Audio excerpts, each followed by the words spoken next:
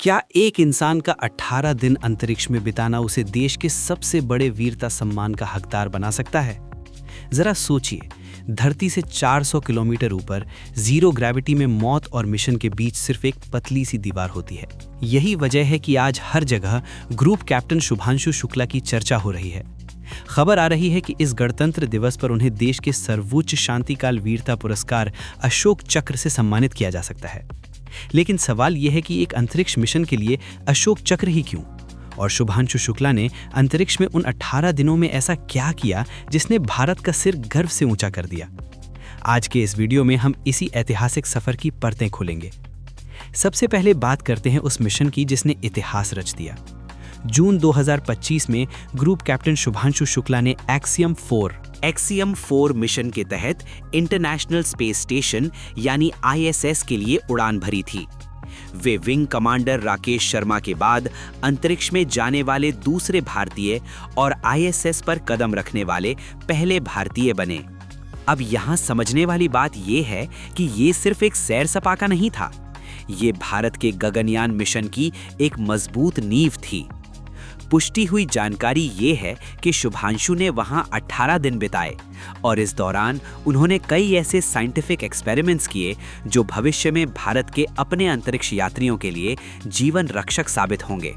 असल में ये मिशन भारत की स्पेस पावर बनने की दिशा में एक बहुत बड़ी छलांग थी।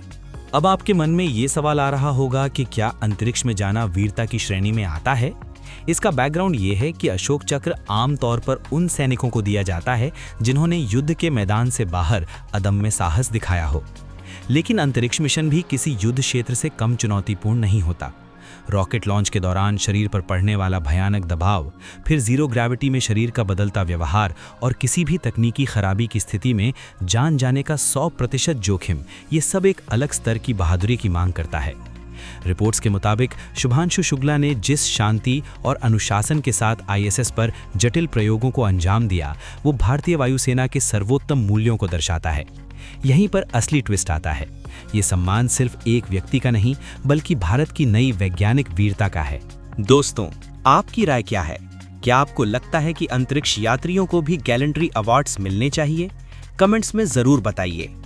अब चलिए विस्तार से समझते हैं कि शुभांशु ने उन 18 दिनों में आखिर क्या-क्या किया। सरकारी रिपोर्ट्स के अनुसार उनका मुख्य फोकस मानव शरीर पर माइक्रोग्रेविटी के असर को समझना था। उन्होंने कैंसर रिसर्च और स्टेम सेल से जुड़े कुछ ऐसे प्रयोग किए जो धरती पर संभव नहीं है। इसका मतलब ये है कि उनकी मेहनत का फायदा सिर्फ स्पेस एजेंसी को नहीं, बल्कि पूरी मानवता को मिलने वाला है। उन्होंने वहां भारत के लिए डेटा जुटाया कि कैसे भविष्य के भारतीय अंतरिक्ष यात्री स्पेस में लंबे समय तक बिना बीमार पड़े रह सकते हैं। अगर हम इतिहास के पन्नों को पलटें तो 1984 में जब राकेश शर्मा अंतरिक्ष में गए थे, तब भारत की तकनीक आज के मुकाबले शुरुआती दौर में थी। लेकिन आज यानी 2026 में हम अपनी शर्तों पर अंतरिक्ष की खोज कर रहे हैं। शुभांशु शुक्ला का चयन गगनयान मिशन के लिए चुने गए 4 मुख्य एस्ट्रोनॉट्स में से किया गया था। उन्हें नासा के केंद्र में कठिन ट्रेनिंग दी गई, जहां उन्होंने हर पैरामीटर पर दुनिया के बेहतरीन पायलटों को पीछे छोड़ दिया। इसरो और नासा के बीच हुए इस सहयोग ने यह साबित कर दिया कि भारतीय दिमाग और साहस का लोहा अब पूरी दुनिया मानती है। चलिए थोड़ा और गहराई में चलते हैं। जब हम अशोक चक्र की बात करते हैं तो हमारे दिमाग में आतंकवादियों से लड़ते हुए शहीद हुए वीरों की तस्वीर आती है। लेकिन शांति काल में सेवा का मतलब विज्ञान और तकनीक के जरिए देश की सुरक्षा और प्रतिष्ठा बढ़ाना भी है। शुभांशु शुक्ला ने अंतरिक्ष में उन विषम परिस्थितियों का सामना किया जहां एक छोटी सी गलती करोड़ों के मिशन को तबाह कर सकती थी। रॉयटर्स और अन्य अंतर्राष्ट्रीय मीडिया संस्थानों का कहना है कि भारत का ये कदम वैश्विक स्तर पर यह संदेश भेजता है कि भारत अपने वैज्ञानिकों और खोजकर्ताओं को भी उसी सम्मान से देखता है जैसे अपनी सीमा पर तैनात जवानों को। अब बात करते हैं उन चुनौतियों की जो इस मिशन के दौरान आई। अंतरिक्ष में 18 दिन बिताने का मतलब है अपनी नींद, खान पान और यहाँ तक कि शरीर के रक्त संचार के साथ संघर्ष करना। शुभांशु ने वहां स्पेस सिकनेस का सामना करते हुए भी अपने तयशुदा वक्त से ज्यादा काम किया। उन्होंने ISS के भीतर भारतीय तिरंगा फहराकर ये संदेश दिया कि अब अंतरिक्ष में भारत की मौजूदगी स्थायी होने वाली है। सबसे ज़रूरी बात यही है कि उनके इस अनुभव का इस्तेमाल अब गगनयान 1 के लॉन्च में किया जाएगा।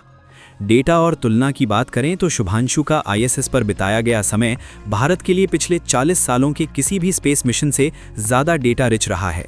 लेकिन कुछ लोगों की राय ये भी है कि विज्ञान और वीरता को अलग अलग रखा जाना चाहिए। क्या वैज्ञानिक उपलब्धियों के लिए अशोक चक्र देना सही है? सामान्य पृष्ठभूमि जानकारी ये है कि भारत में पहले भी विशिष्ट सेवा के लिए सैन्य पदक दिए गए हैं, लेकिन अशोक चक्र की घोषणा एक बड़ा और साहसिक फैसला है।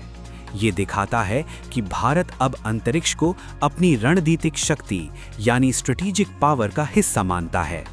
भविष्य में जब भारत अपना खुद का भारतीय अंतरिक्ष स्टेशन यानी भारतीय अंतरिक्ष स्टेशन बनाएगा, तब शुभांशु शुक्ला जैसे अनुभवी अधिकारियों की भूमिका सबसे अहम होगी। वे ना सिर्फ पायलट होंगे बल्कि भविष्य की पीढ़ी के मेंटर भी बनेंगे। इस मिशन का असर सिर्फ विज्ञान तक सीमित नहीं है। आज भारत के छोटे शहरों और गांवों में बैठा हर छात्र जो कभी तारों को देखकर सपने बुनता था, अब ये जानता है कि वो भी वहां पहुंच सकता है। शुभांशु शुक्ला का एक मध्यम वर्गीय परिवार से निकलकर अंतरिक्ष और फिर अशोक चक्र तक का सफर एक प्रेरणादायी सफर है। इस मिशन का असर सिर्फ विज्ञान तक सीमित नहीं है।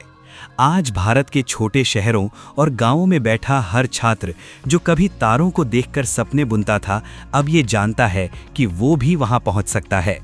शुभांशु शुक्ला का एक मध्यम वर्गीय परिवार से निकलकर अंतरिक्ष और फिर अशोक चक्र तक का सफर एक महान प्रेरणा है। क्या आप जानते हैं कि शुभांशु की ट्रेनिंग में उन्हें सेंट्रीफ्यूज मशीन के अंदर कई जी का दबाव झेलना पड़ा था।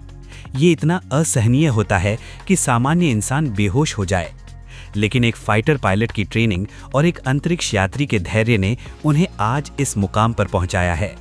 तो असल सच्चाई क्या है? क्या हम एक नए युग की शुरुआत देख रहे हैं?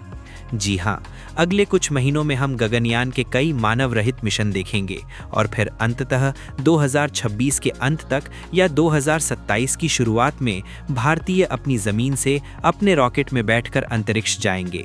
शुभांशु शुक्ला को मिलने वाला यह सम्मान उन हजारों गुमनाम वैज्ञानिकों और इंजीनियरों के लिए भी है जो इसरो के मिशन कंट्रोल रूम में रात दिन एक कर देते हैं। अगला कदम अब बहुत साफ है। इसरो अब चंद्रमा पर मानव भेजने की तैयारी में है और शुभांशु का अनुभव उस रास्ते की पहली सीढ़ी है। आखिर में अगर हम पूरे मामले को देखें तो ये अवार्ड सिर्फ एक मेडल नहीं बल्कि भारत की नई पहचान का प्रतीक है।